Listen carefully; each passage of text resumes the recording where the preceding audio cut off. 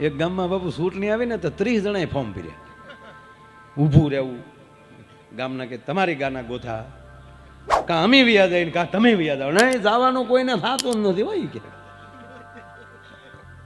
ફૂલ પી ગયેલા 30.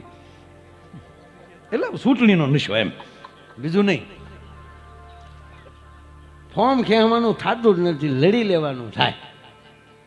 ગામના કે ભાઈ તમારી ગા લાવો કાગળ.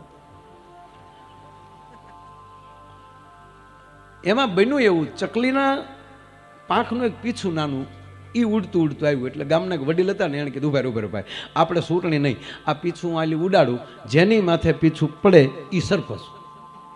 બાબુ હાજ સુધી પીછું પીડ્યું જ નહીં. જેની માથે પડે ફૂંક મારે, એવા ફૂકે સડી ગયા.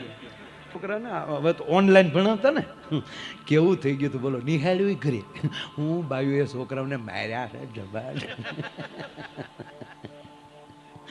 હવે કેવો પીડીયર વહી ગયા. ઓહો,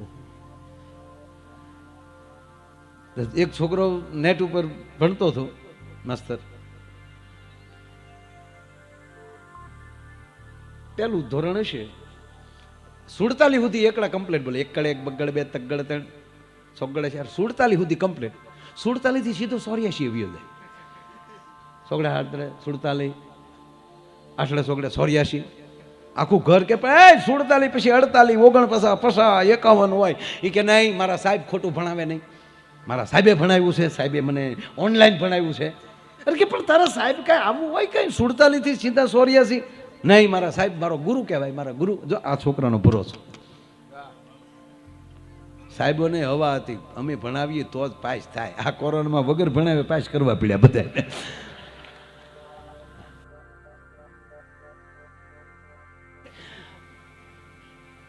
આ નેટ ઉપર ભણતો તો 84 થી સીધો 47 થી સીધો 84 વયો જાય. પછી આખું ઘર કંટાળીને છોકરાને લઈને નિશાળે ગયા કે સાહેબ તમે નેટ ઉપર આવું ભણાવો છો? આ છોકરો માનતો નથી અમારું. કે કેમ? 47 પછી કેટલા થાય? સાહેબ કે 48, પછી 49, 50. સાંભળે છોકરા, સાંભળે, જો સાહેબ ભણાવે. સાહેબ કે કેમ?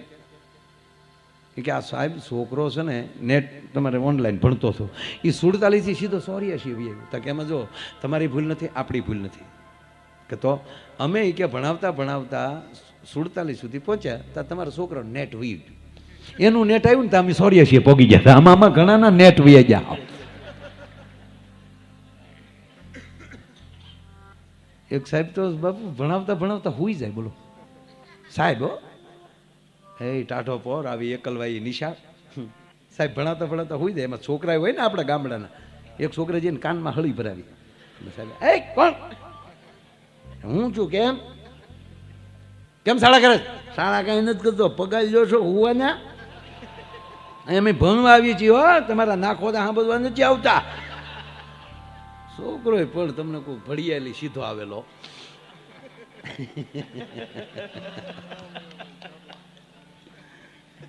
એટલે સાહેબે કીધું, જો છોકરાઓ, જો બેટા, હું સૂઈ નહોતો ગયો, હું ધ્યાનમાં હતો.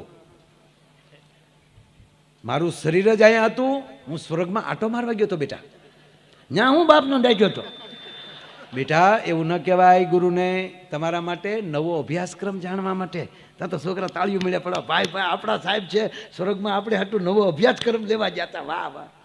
બોલો છોકરો કીધું કાંઈ વાંધો નહીં. મુળે સાહેબ બન્યું એવું, 3 દી પછી છોકરો હોઈ ગયો.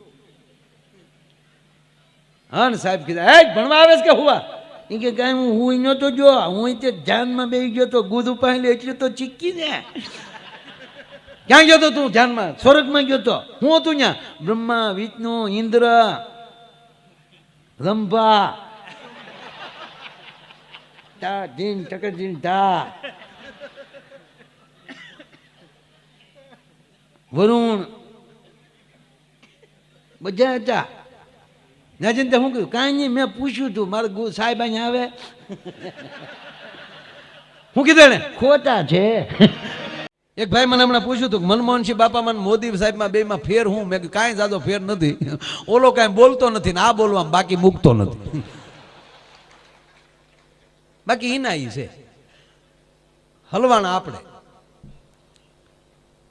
5-7 ચૂંટણી જવા ગયો 15 દી મત દેવું ત્યારે માઇન્ડ ખૂટશે એકલા થઈ જવાના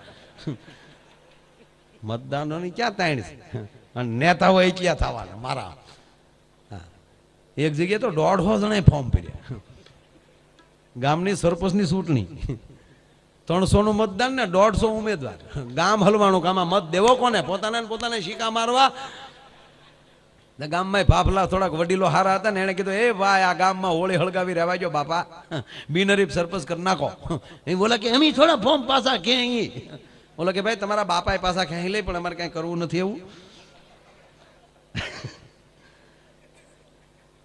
કોઈ માન્યું જ નહીં સ્વામીજી એટલે પછી ઓલા વડીલે શું કીધું ગામમાં એક જૂનો કવો હતો બાંધેલો સરસ મજાનો એમાં વરત નાખ્યો દોરડું અને પછી કીધું જેને સરપંચ થાવ એ ઉતરો અને ક્યારે તો એ ઉતરે જ આમાં એટલા ઉમેદવારોને હજી તમે કયો અહીંયા થાંભલે ચડી જાય કયો અત્યારે તમે જેમ કે એમ કે જેને સરપંચ થવું એમાં ઉતરો કવામાં કવો મોટો હતો જળુમ કવો બધા ઉમેદવારો હર હટ કરતા દોરડા લઈને ઉતર્યા અને પછી બધા ઉતરી ગયા ને પછી ગામે દોરડું કાઢી લીધું બહાર પછી અંદર ડોકાઈને કીધું કે સને ચૂંટણી નહીં આમાંથી જે પેલો બારો નીકળે અમારો સરપંચ જય સ્વામિનારાયણ હવે શું કરવું એક હરીખો પાછો સ્વામી બાંધેલો કહો કઈ નખોણિયા લાગે એવું હતું નહીં અને મારા વાલીડે કવાન તળિયે મીટિંગો કર્યું બોલ્યો શું કરશું ના થા કે ટેકા જાહેર કરો બીજું હું એમાં એક કહદાર હતો એને કીધું કે આ એક જણાને કીધું કે દિવાલે ઉભો રહી છે ને કોરે તો 5000 આપો તો ઓલો ઉભો રહ્યો બીજાને કે એની માથે ખંભા ઉપર પગ દઈ અને ઉભો રહી જા 10000 ત્રીજાને કે એની માથે પગ દઈને ઉભો રહી જા 50000 60000 70000 છેલ્લે એક બાકી હતો ને કીધું બધાની માથે પગ દઈને ઉભો રહી જા એટલે તને 2 લાખ રૂપિયા આપવા ઓલો ઉપર વયો ગયો હાવ પછી જેને સરપંચ થાવથી બાવડા પકડીને સડતો હતો અડધે પગ્યો તો હેઠે હતો ને એનો વિચાર આવ્યો કે ઓલો ઉપર ઉભો નથી કોઈનો ભાર અને 2 લાખ અને આખી પેનલનો ભાર મારે ખંભે મને મૂળ 5000 અને હેઠેલી રાઈડ નાખી કે હું મારો ટેકો પાછો ખેહું છું કરતો આ 5-5 વર્ષે આમણામાં આવાજ કરવાનું આપણે બહુ બળિતરા કરવી નહીં ભાઈ કારણ કે આ લોકોને બીજું કઈ કામ છે નહીં 5 વર્ષ પછી 5 વર્ષમાં બીજો ધંધો નથી ચૂંટણી ભાજપમાં ન ફાવી કોંગ્રેસમાં વયો જાય કોંગ્રેસમાં ન ભાજપમાં વયો જાય આપણે શું ઉલાળા લીધા આમાં આપણે લહેરથી જીવો અને સારો માણસ હોય એને ગાજરિયા દાબી ગયો